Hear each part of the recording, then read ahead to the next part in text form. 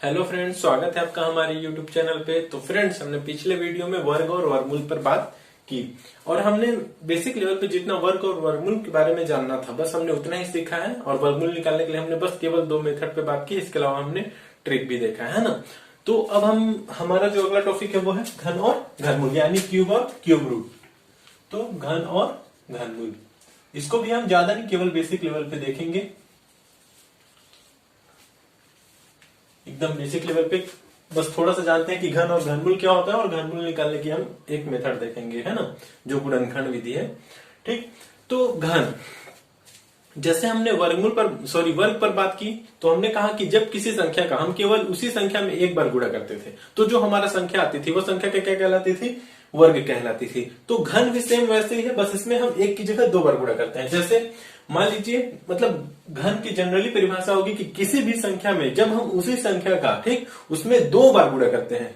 क्या करते हैं? दो बार गुणा करते हैं, तो जो संख्या आती है वो संख्या क्या कहलाती है? हमारी घन कहलाती है। जैसे एग्जाम्पल के लिए हमने दो लिया, ठीक, तो दो एक संख्या हुई, अब हम इसी संख्या का इसी में दो बार गुणा करेंगे। ठीक, मतलब दो का हम इसी संख्या में दो बार गुणा करेंगे, दो का दो बार, ठीक, एक और दो, और वर्ग होता तो केवल एक बार, मतलब दो दूना चार, तो दो दूना चार दूना आठ। तो जो हमारे पास गुणनफल है ये क्या हुआ? हमारा घन कहलाया। किसका? दो का घन कितना हुआ? 8। और घनमूल जो हमारा गुणनफल आता है, ठीक ना, जो क्या आता है? हमारा गुणनफल आता है। तो जो गुणनफल जिन संख्याओं को गुणा करने से आया, ठीक, वो संख्या क्या कहलाएगी? इस संख्या का, ठीक, संख्या का क्या? गुणनफल का, है ना, टोटल जो गुणनफल आया उसका घनमूल कहलाएगा। कौन? दो कहलाएगा। मतलब गुणनफल जिस संख्या का वो गुणनफल होगा वो संख्या क्या कहलाएगी? घनमूल कहलाएगी। 8 का घनमूल क्या हो जाएगा? 2 हो जाएगा। उसी प्रकार 3, तो 3 का जब हम घन निकाले तो इसी संख्या का हम इसमें दो बार गुणा करेंगे, तो 3 इंटू 3 इंटू 3, 3 3 कितना हो जाएगा? 9, 9 3 कितना होगा? 27। तो 27 जो आया वो घन आया, किसका? 3 का। और 27 किसका घनमूल होगा? मतलब 27 का घनमूल क्या होगा? तो 3 होगा। तो सेम मतलब वैसे ही जैसे वर्ग और वर्गमूल उल्टा होते हैं एक दूसरे के, जस्ट मतलब यहाँ पे वर्गमूल पे हम देखें कि घात, मान लीजिए 3 का घात 2 है तो ये इसका वर्ग होगा, है ना, वर्ग कितना आएगा? 9, ठीक। और 9 का हमें वर्गमूल निकालना, तो हम बोलते थे 1 की पावर 2, यानी इसका घात कितना होता था? आधा हो गया, ठीक, 9 की घात आधा, मतलब इसका वर्गमूल। और इसी को हम कितना लिख सकते हैं? रूट में 9, जनरली 1/2 होता है। रूट का मान भी क्या होता है? रूट मतलब उसका घात कितना होगा? आधा। उसी प्रकार सेम घनमूल क्या होता है? घनमूल में जैसे हमने यहाँ 2 लिखा तो 2 का घन लिखते हैं तो 2 की पावर 3, ये इसका घन हुआ, है ना। वर्ग में हम लिखते थे पावर 2, घन में लिखेंगे पावर 3, तो घन हो जाएगा। तो 2 का पावर हम 3 बार किए, है ना, तो हम इसका 3 बार गुणा करेंगे तो कितना आएगा हमारे पास? 8। तो ये क्या हुआ? हमारा घन होगा। और घनमूल सेम, इसमें भी रूट लगाएंगे, बस यहाँ पे जैसे रूट लगाए, यहाँ पे घात कितना होता है? 2, जिसको हम शो नहीं करते, लेकिन यहाँ पे हम घात 3 को शो करेंगे। अगर शो नहीं करेंगे तो वो वर्गमूल होगा, तो इसीलिए हम यहाँ पे इसका घात जरूर शो करते हैं। तो रूट की पावर 3 हो जाएगी, ठीक ना। किसी भी संख्या का जब हम घनमूल निकालेंगे तो वहां पे रूट लगाएंगे और रूट की पावर कितना होगा? 3 होगा। जैसे 27 है तो हमें 27 क्या निकालना है? घनमूल निकालना, तो हम तो 27 लिखेंगे और 27 की पावर √3, मतलब 27 के घनमूल को दर्शाने के लिए हम रूट लगा के इसकी पावर 3 लिखते हैं, ये दर्शाने के लिए, है ना। तो 27 का घनमूल क्या हो जाएगा? तो 3 को गुणा करने से 3 बार में आया 27, तो 3 आ जाएगा इसका घनमूल। तो ऐसे घन और घनमूल हम देखते हैं जो एक दूसरे के एकदम विपरीत होते हैं ना। अगर मतलब किसी का घात 2 है तो उसी का पावर हम 1/2 कर दे तो उसका उल्टा हो गया, ठीक, जस्ट, यानी वर्ग और जैसे वर्गमूल एक दूसरे के विपरीत होते हैं उसी प्रकार से घन और घनमूल एक दूसरे के विपरीत होते हैं। जैसे प्लस और माइनस, मतलब एक बराबर का पक्ष है, अगर उसके इस पार वो वर्ग के रूप में है तो इस पक्ष पे जाएगा तो वो क्या हो जाएगा? उसका पावर 1/2 हो जाएगा, है ना। इधर वो वर्ग है तो इधर जाके वर्गमूल हो जाएगा, और घन इधर तो उधर जाके घनमूल हो जाता है, ठीक। तो ऐसे बदलाव होता है जो अब हम समीकरण पढ़ेंगे तब देखेंगे। तो ये जनरली क्या होता है? ये घन और घनमूल, यानी जिसका पावर 3 हो वो घन होगा और जिसका पावर 2 हो वो वर्ग होगा, और जिसकी पावर 1/2 हो वो वर्गमूल होगा, और जिसकी पावर 1/3 हो, लिखा नहीं है मैंने, जैसे 1/3, इसी को हम कितना लिख सकते हैं? 27 की पावर 1/3, तो ये क्या हो जाएगा? घनमूल हो जाएगा, है ना। तो इसको दोनों रूप में लिख सकते हैं। पावर के रूप में आप डायरेक्ट इसको पावर के रूप में लिखिए, या तो इसको संकेत के रूप में दर्शाना है, मतलब, है ना, डायरेक्ट जो जनरली हम घनमूल में रूट लगाते हैं, तो रूट लिख के और उसमें हम कितना कर देंगे? 3 कर देंगे, तो ये क्या होगा? हमारा घनमूल। तो ये होता है घन और घनमूल।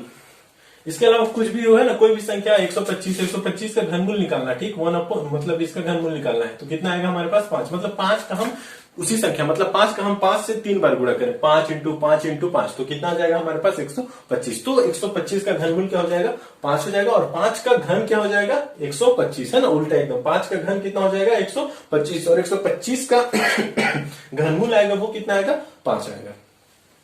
तो ऐसे हम घन और घनमूल देखते हैं। तो अब हम जनरली देखेंगे क्या, घनमूल निकालने के लिए एक विधि जो जरूरी है, केवल बेसिक लेवल, मतलब बेसिक लेवल पे हम केवल इतना ही सीखेंगे। घनमूल निकालने की एक विधि वो क्या है, गुणनखंड विधि, जो आसान है। और अगर जरूरत पड़ेगा तो हम इसको, मतलब जैसे पॉइंट्स वाले आएंगे, अपरिमेय संख्या आएंगी, मान लीजिए हमें 5 क्या निकालना है, घनमूल निकालना है, तो ये जनरली जब हम 5 का, तो कोई भी ऐसी पूर्ण संख्या तो है नहीं जिसका हम गुणा करें 3 बार तो 5 आ जाए, तो ये मतलब किसमें आएंगे, पॉइंट्स में आएंगे। और पॉइंट्स में आएंगे मतलब ये किसमें होंगे, अशांत अनावर्ती, थर्ड वाला कंडीशन जो हमने पीछे देखा है। तो वो क्या होती है, थर्ड वाला कंडीशन जहां पर भी लागू होता है वो क्या होता है, अपरिमेय संख्याएं होंगी, मतलब हम इनका दशमलव प्रसार करेंगे तो पॉइंट्स के बाद लगातार संख्याएं आएंगी और संख्याओं का क्रम सही नहीं होगा, है ना, मतलब एक के बाद कुछ भी आ जाएगा कहीं पर भी, तो मतलब उसमें जनरली संख्याओं का क्रम निश्चित नहीं होता कि एक के बाद 2 ही आएगा, ऐसे करके कोई निश्चित नहीं होता, उसे हम अशांत अनावर्ती बोलते हैं। तो ये क्या होती है, जनरली अपरिमेय संख्या। तो अपरिमेय संख्याओं को निकालने के लिए वर्गमूल थोड़ा लंबा विधि हो जाता है और जनरली उतना जरूरी भी नहीं है ना, लेकिन हम आगे जरूर सीखेंगे निकालने वाला। अभी हम फिलहाल केवल घनमूल निकालने के लिए एक मेथड पर बात करेंगे, वो है गुणनखंड विधि, जिसमें केवल परिमेय संख्याएं होंगी ना, मतलब परिमेय संख्याएं भी पूरी नहीं होंगी और कुछ उसमें अपरिमेय संख्याएं भी होंगी, ठीक।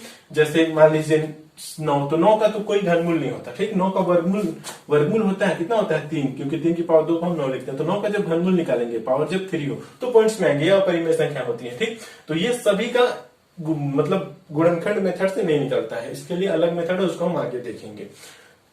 तो हम केवल घनमूल निकालने के लिए भी एक ही मेथड देखेंगे, वो क्या है, गुणनखंड विधि, और गुणनखंड विधि से हम घनमूल निकालना सीखेंगे।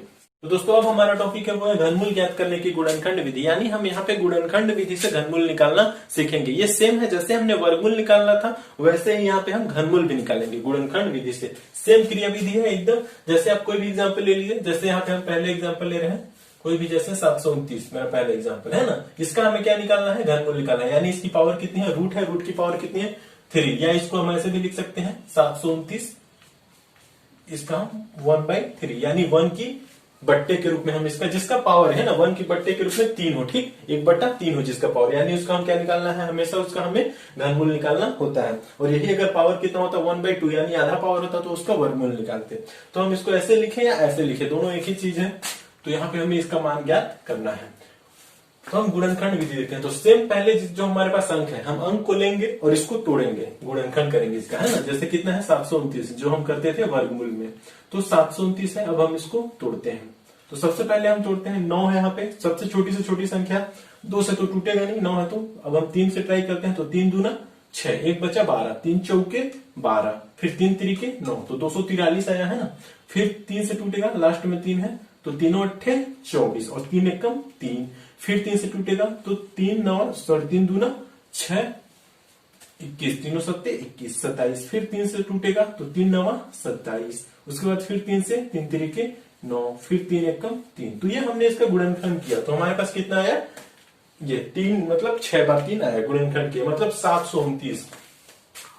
729 कितना है हमारे पास, 729, ये कितनी है पावर यहाँ पे 3, इसका हमने गुणनखंड किया, यानी हम 729 को कितना लिख सकते हैं, 3 into 3 into 3 into 3 into 3 into 3, है ना, मतलब इतना को हम गुणा करेंगे तो वापस इतना आएगा, मतलब हमने गुणनखंड किया, ठीक। ये पावर कितनी है 3, मतलब 729 का मान हमारे पास कितना आया है, इतना आया, ठीक।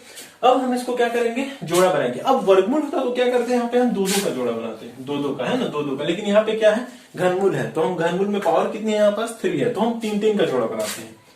ये 3 जोड़ा, ये 3 जोड़ा, कितना जोड़ा बना, 2 जोड़ा, मतलब 3 क्या आ गया हमारे पास, बाहर आ गया 3, ये क्योंकि पावर 3 है तो 1 3 ये बाहर आ गया, और 1 3 ये इस जोड़े से ये बाहर आ गया, तो कितना हो गया ये हमारे पास 3 तरीके 9, यानी इतने का घनमूल कितना आया, मतलब 729 का घनमूल हमारे पास कितना आया 9, यानी 9 का गुणा हम 3 बार करें, 9 इंटू 9 इंटू 9, 9 9 81, 81 9 कितना हो जाएगा 729। तो यही होता है, क्या होता है हमारे ये एक, मतलब इसका क्या हुआ घन, और इसका इसका घनमूल क्या हुआ 9 हुआ, है ना। तो ऐसे हम घन और घनमूल निकालते हैं, मतलब हमने घनमूल निकालना देखा किस मेथड से, गुणनखंड